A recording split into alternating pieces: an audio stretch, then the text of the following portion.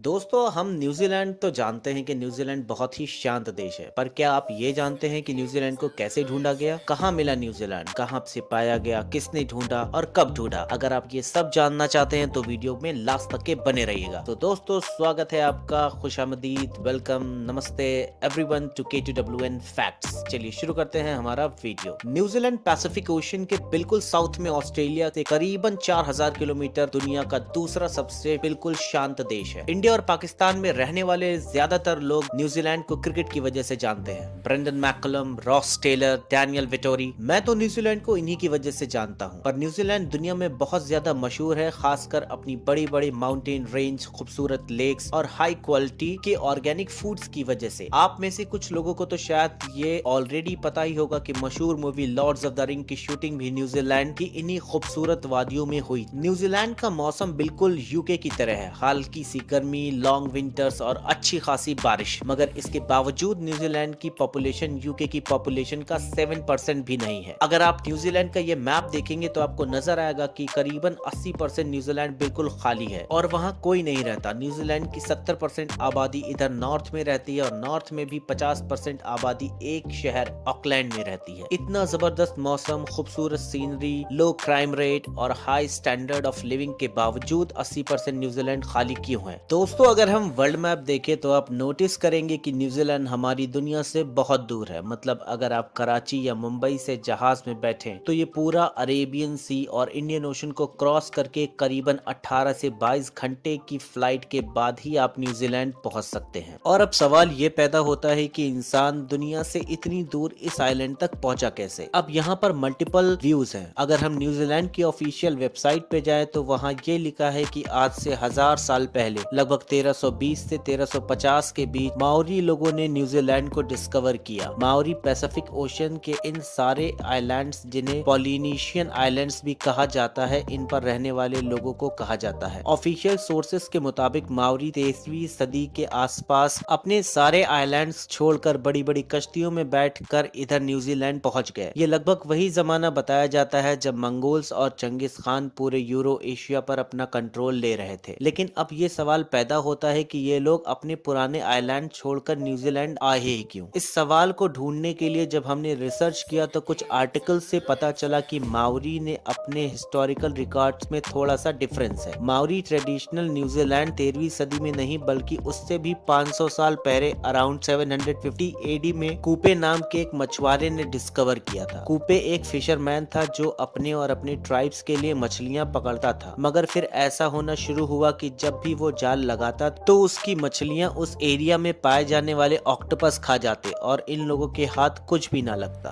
अब क्योंकि इन लोगों का मेन फूड सोर्स था ही मछली, तो काफी प्रॉब्लम्स क्रिएट होना शुरू हो गई और उसका हल ये निकाला गया कि कूपे और उसके कुछ साथी समुद्र में जाकर किसी और आइलैंड की खोज लगने में शुरू हो गए जहां पर खाने पीने की अच्छी खासी सप्लाई हो।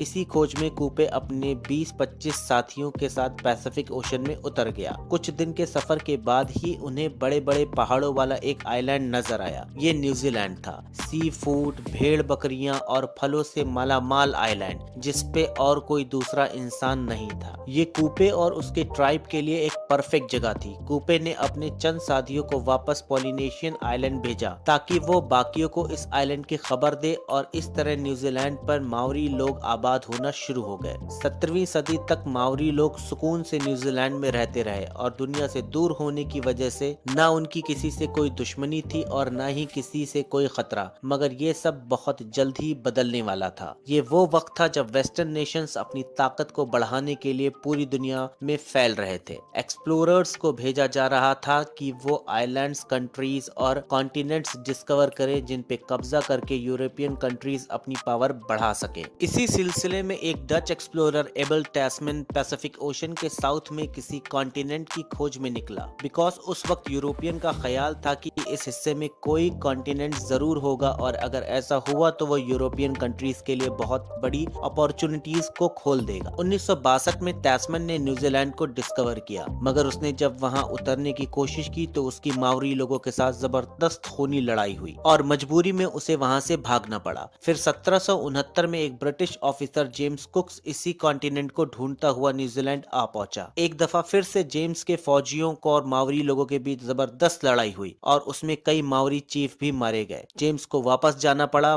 मगर इस बार उसने न्यूजीलैंड और इस सारे सफर का एक डिटेल्ड मैप बना लिया और इसी मैप के थ्रू वो इस आइलैंड तक पहुंचना शुरू हो गए। मगर इस बार उन्होंने माओरी लोगों के साथ बहुत ही स्मार्ट तरीके से डील किया। उन्हें ट्रेड और प्रॉफिट का लालच देकर ब्रिटिशर्स ने उधर अपनी नेवल पोर्ट्स बनाना शुरू कर दिया और फिर 100 साल बाद ही ब्रिटिशर्स ने न्यूजीलैंड का कंप्लीट कंट्रोल ले लिया। ब्रिटिशर्स और मावरी लोगों के बीच 1840 में एक ट्रीटी साइन हुई जिसे द ट्रीटी ऑफ वैतांग कहा जाता है और इसी ट्रीटी के बाद न्यूजीलैंड ऑफिशियल यूरोप और ब्रिटिश एम्पायर का हिस्सा बन गया। उस वक्त मावरी लोगों की पॉपुलेशन करीबन 2 लाख थी, लेकिन अगले 100 सालों में यह पॉपुलेशन बढ़ने के बजाय 2 लाख से कम होकर 40,000 तक पहुंच गई और उसकी 2 मेन रीजंस थे। असल में जब यूरोपियन लोग इधर आए तो उनके साथ वो बीमारियां भी इधर आई जो उस वक्त यूरोप में आम थी, पर प्रॉब्लम ये थी कि मावरी लोगों को इन डिजीज की इम्यूनिटी डेवलप्ड नहीं हुई थी और इसीलिए यूरोपियन इमिग्रेशन के बाद लोकल मावरी लोग बीमार होकर मरना शुरू हो गए। दूसरा, 19वीं सदी में न्यूजीलैंड एक बहुत ही वायलेंट जगह बन चुकी थी। ट्रीटी ऑफ वैतांगी के सिर्फ 5 साल बाद ही ब्रिटिशर्स और लोकल मावरी के दरमियान लैंड ओनरशिप को लेकर एक सीरीज वॉर शुरू हो गई जो अगले 40 साल तक चलती रही। इन वॉर्स में बहुत ज्यादा लोकल्स मावरीज मारे गए और फाइनली ये सारा सिलसिला 1881 में जाकर रुका जब मावरी के सारे बड़े चीफ मारे जा चुके थे और मावरी मूवमेंट पूरी तरीके से क्रश हो चुकी थी। अब ब्रिटिशर्स भी ये समझ चुके थे कि लोकल्स को डेवलपमेंट प्रोसेस में इंक्लूड किए बगैर आगे नहीं बढ़ा जा सकता और इसीलिए इन वॉर्स के फौरन बाद ही ब्रिटिश गवर्नमेंट्स ने लोकल्स को इलेक्ट्रेटर प्रोसेस से लेकर हर डेवलपमेंट प्रोजेक्ट में ही स्टेक होल्डर बना दिया और इस तरह न्यूजीलैंड में पीस और प्रोग्रेस का सफर फाइनली शुरू हो गया। लेकिन फिर भी आज जैसे हमने वीडियो के शुरुआत में आपको दिखाया कि न्यूजीलैंड इतना ज्यादा एरिया खाली क्यों है और सारे लोग इधर नॉर्दर्न आइलैंड में ही क्यों रहना चाहते हैं। असल में न्यूजीलैंड का ये सदर्न रीजन बिल्कुल खाली इसलिए है क्योंकि इस सारे एरिया में रहना या कंस्ट्रक्शन करना नियरली इम्पॉसिबल है। न्यूजीलैंड के सदर्न पार्ट में हर तरफ माउंटेन रेंज है। इस सारे एरिया में हर तरफ ऊंचे ऊंचे पहाड़ हैं और जमीन इतनी अनइवन है कि इवन बेसिक इंफ्रास्ट्रक्चर जैसे रोड वगैरह भी बनाना लगभग इम्पॉसिबल है। पहाड़ों के इस तरफ की ये ईस्टर्न साइड की जमीन बहुत ही सूखी और इनफर्टाइल है जिसकी वजह से यहाँ पर इरिगेशन वगैरह भी नहीं हो सकता। इसीलिए न्यूजीलैंड की मेजॉरिटी पॉपुलेशन इधर नॉर्दर्न आइलैंड पर रहती है। पॉपुलेशन शॉर्टेज के इस मामले को हल करने के लिए न्यूजीलैंड गवर्नमेंट ने वर्ल्ड वॉर 2 के बाद इमिग्रेशन पॉलिसीज रिलैक्स की। वर्ल्ड वॉर 2 से पहले न्यूजीलैंड में नॉन वाइट लोगों की एंट्री मना थी और इसी वजह से न्यूजीलैंड की पॉपुलेशन 1950 तक स्टैग्नेंट रही और उसके बाद जब ये रजिस्ट्रेशन खत्म हुई तो एशिया स्पेशली चाइना, फिलीपींस और इंडिया के लोग इधर आकर बसना शुरू हो गए और न्यूजीलैंड की पॉपुलेशन में फाइनली मच नीडेड बूम आना शुरू हो गया। आज न्यूजीलैंड की पॉपुलेशन का ऑलमोस्ट 27% इमिग्रेंट्स या वो लोग हैं जो न्यूजीलैंड के बाहर पैदा हुए थे। इमिग्रेंट्स की मेजॉरिटी इधर ऑकलैंड और उसके आसपास के एरियाज में रहती है और यही वजह है कि ऑकलैंड आज दुनिया के लीस्ट अफोर्डेबल सिटीज में से एक है बिकॉज लैंड सप्लाई कम है और हाउसिंग की डिमांड ज्यादा है। इसी प्रॉब्लम को हल करने के लिए न्यूजीलैंड गवर्नमेंट अब लोगों को $8,000 तक की ग्रांट दे रही है ताकि वो ऑकलैंड से 100 किलोमीटर दूर वाइकोटा में शिफ्ट हो जाए ताकि ऑकलैंड की हाउसिंग मार्केट का प्रेशर कम हो जाए और प्राइसेस नॉर्मलाइज हो। एक बहुत ही इंटरेस्टिंग चीज ये है कि न्यूजीलैंड की सारी agriculture industries animal meet export करने पर चलती है। इधर नॉर्दर्न आइलैंड में बारिश की वजह से ऐसी लश ग्रीन जमीन है जिसकी वजह से इधर बेशुमार भेड़, बकरियां और गाय पाई जाती है। न्यूजीलैंड की पॉपुलेशन लगभग 50 लाख के करीब है जबकि एक एस्टिमेट के मुताबिक यहाँ पर भेड़, बकरियां और गायों की पॉपुलेशन ऑलमोस्ट 3 करोड़ है और इसीलिए न्यूजीलैंड दुनिया में सबसे ज्यादा मटन और शीप वूल एक्सपोर्ट करने वाला कंट्री है। न्यूजीलैंड का 95% मीट बाहर एक्सपोर्ट होता है। 2019 के इस एक्सपोर्ट से न्यूजीलैंड ने $46 बिलियन का रेवेन्यू कमाया था। न्यूजीलैंड दुनिया की 50वीं सबसे बड़ी इकोनॉमी है और इस इकोनॉमी का main main source of revenue agriculture export है। $46 बिलियन